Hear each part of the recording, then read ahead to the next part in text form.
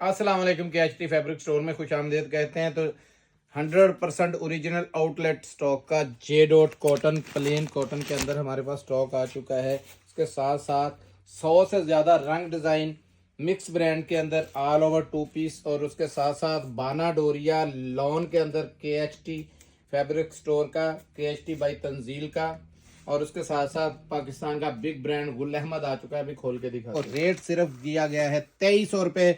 ये आ गया गुलजी।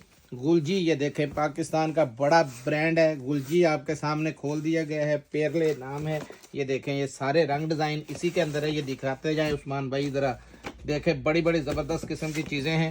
ये देखें, और ये इसकी थी बुक। सारे 12 रंग डिज़ाइन इसके अंदर हैं। ठीक है, सिर्फ 3250 रुपये में। तंजील बाना डोरिया आपको मिला है सिर्फ 2350 रुपये में।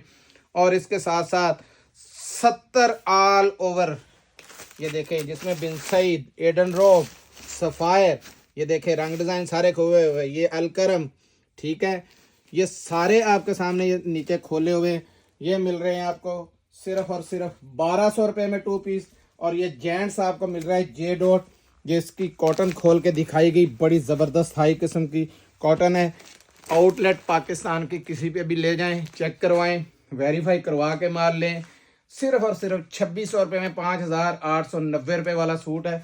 सिर्फ 2600 रुपये में। के H T fabric store YouTube पे लिखें। हमारी डेली की वीडियो देखने के लिए सब्सक्राइब करें, बेल आइकन को दबा लें।